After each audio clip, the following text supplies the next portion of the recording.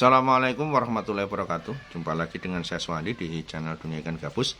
Pada kesempatan hari ini kita masih menjawab pertanyaan-pertanyaan seputar budidaya ikan gabus yang sudah chat di 0816658779 ya. Masih menjawab pertanyaan seputar budidaya ikan gabus. Kali ini pertanyaan dari Bapak Edu ya, ada di Solo ya, Jawa Tengah ya. Dalam hal ini menanyakan pembesaran. Saya pecinta dunia ikan gabus, saya sering nonton channel dunia ikan gabus, bahkan sudah banyak channel yang saya tonton Pak Swandi. Nah, saat ini saya melakukan pembesaran ikan gabus dan beberapa teman saya melakukan pembesaran ikan gabus. Memang bibitnya tidak saya mengambil tempatnya Pak Swandi. Dan saat ini sudah menjelang panen, kami kesulitan menjual hasil panen. Orang yang dimana kami membeli bibit dulu ternyata dia sekarang tidak lagi budidaya ikan gabus. Dan dia tidak bisa membeli hasil panen yang ada pada kami ya. Mohon pencerahannya Pak Swandi, apakah bisa hasil panen yang kami dapatkan ini bisa dijual ke tempat Pak Swandi, dan kalau misalkan bisa, kriterianya seperti apa, ukuran maupun harganya Pak Swandi. Mohon pencerahannya, semoga kami bisa menjalankan usaha ini dengan sebaik-baiknya, karena ini adalah harapan kami untuk membangun usaha budidaya untuk mendapatkan penghasilan. Sekian, Assalamualaikum warahmatullahi wabarakatuh. Waalaikumsalam warahmatullahi wabarakatuh.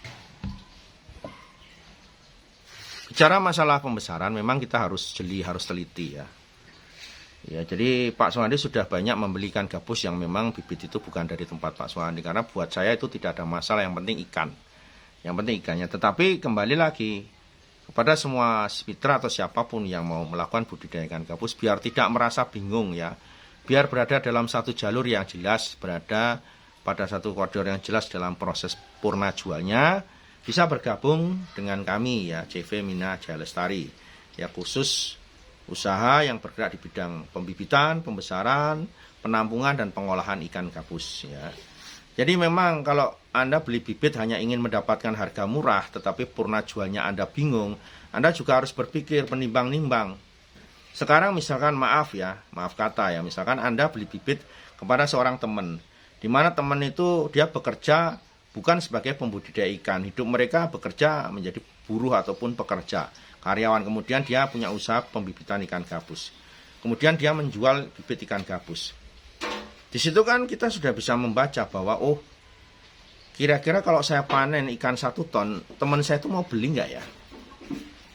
Kira-kira dia bisa punya link kemana? Sedangkan dia sendiri aja karyawan, tidak fokus di ikan gabus. Sekarang saya beli ikan ke dia, kemudian saya panen 1 ton. Kalau saya kembalikan ke dia, dia kira-kira mau nggak? Secara logika. Kalau mau, dia jual kemana? Bisa nggak dia menjadi penampung? Kalau misalkan dia membeli ikan satu hari itu 1 ton, senilai misalkan 50.000, senilai 50 juta, itu ikan itu mau dijual kemana? Bisa nggak dia kira-kira? Logik nggak, masuk logika nggak kira-kira dia bisa menjual itu? Bisa kita tanya, kita bisa bertanya, kita bisa menganalisa sendiri. Kemudian seorang peternak budidaya, dia pembudidaya lele, karena ikan gabus ini sekarang ini kondisinya ramai, ikut nimbrung di pembibitan gabus. Kemudian dia jual juga bibit gabus di situ, dijual. Kira-kira dia nanti kalau saya panen dia bisa mampu jual nggak di situ? Dan kira-kira kalau jumlah besar dia jualnya kemana?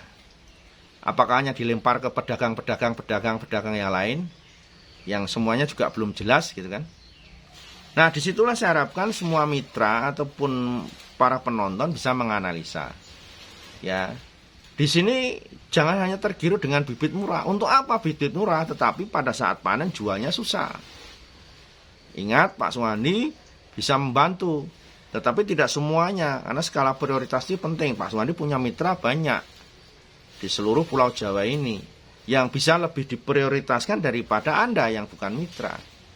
Karena ingat, jual gabus itu tidak semudah jual ikan yang lain. Jual ikan yang lain pun semua kondisinya juga tidak mudah, karena semua bermain di bidang yang sama. Apalagi gabus, pemainnya tidak banyak, pengepulnya juga tidak banyak. Lebih sulit lagi kalau tidak punya jaringan. Makanya bergabunglah kepada perusahaan ataupun usaha yang memang fokus di bidang itu. Ya, dari A sampai Z ada di situ. Anda di sini bisa temukan dari pembibitan, pembesaran, penampungan, pengolahan, ada semua di sini. Kami tidak tergantung pada pihak lain dalam menjual hasil panen kami. Kami punya pengolahan sendiri yang bisa kami pasarkan sendiri. Ya, dalam arti begini, kalau Anda panen 5 ton, kami beli, ya kami tidak bingung mau jual kemana lagi. Kami punya pengolahan sendiri dan pasarnya kami sudah punya. Ya, makanya di situ kami sampaikan, kami beritakan bahwa ya, jangan hanya tergiur bibit murah. Ya, apalagi orang yang baru memulai pembudidaya ikan gabus kemudian dia menjual bibitnya. Karena apa? Yang ada nanti timbul debat kusir. Kalau memang orangnya memang tidak mau membeli. Atau kalau gitu orangnya tidak bisa lagi ditemui karena sudah ganti profesi.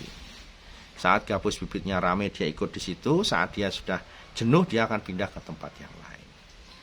Itu bicara masalah panenan ya. Dan mitra-mitra yang tanya ke WA saya, Pak mau jual panen, mau jual panenan. Ya itu kembali lagi, bukannya Pak Suwandi tidak mau menerima hasil panen yang jenengan tawarkan, tetapi itu tadi, saat Anda mengambil keputusan untuk bergabung menjadi pembudidaya ikan gabus sudah Anda pikirkan. Saya mau menjual ikan saya nanti ke siapa? Apakah orang yang dimana saya beli itu dia mau menampung hasil panen purna jualnya?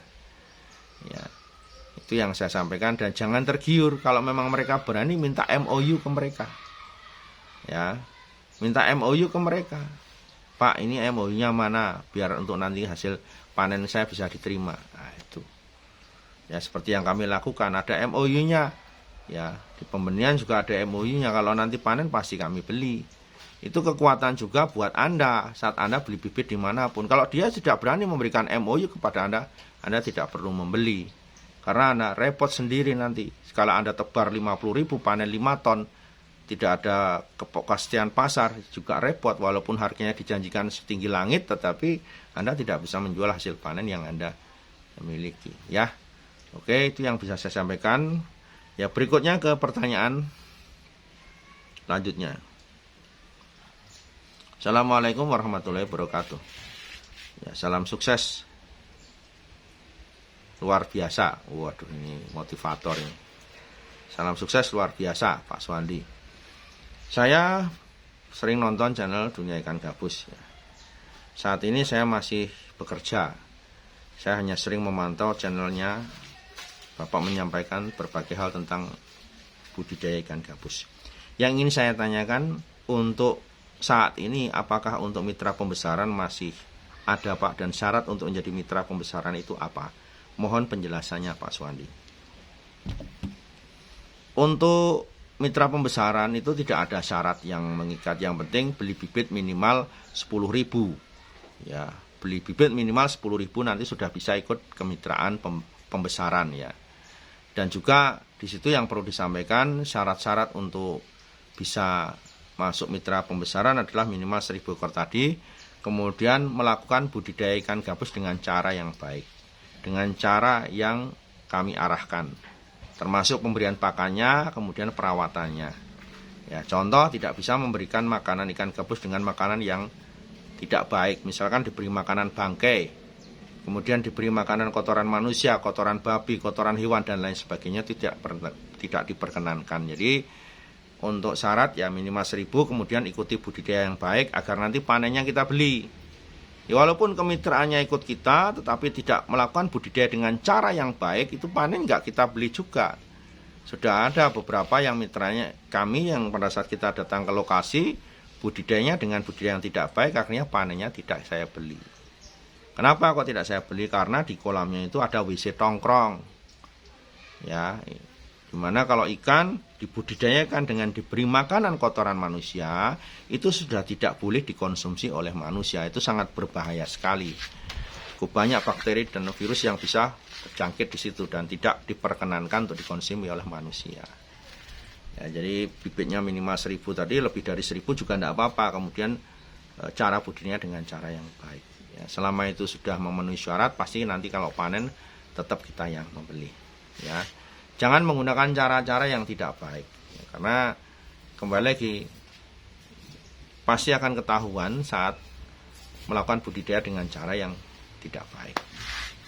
Ya.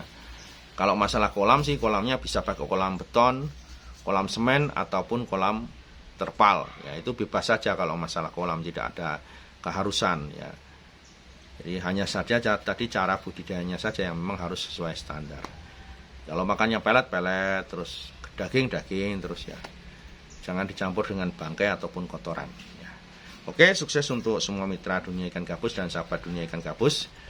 Terus panteng terus channel dunia ikan gabus, kita masih akan berbagi demi keberhasilan mitra-mitra pembesaran, pembenihan maupun mitra-mitra yang tergabung dalam budidaya ikan gabus ya. Sukses untuk teman-teman semuanya. Assalamualaikum warahmatullahi wabarakatuh.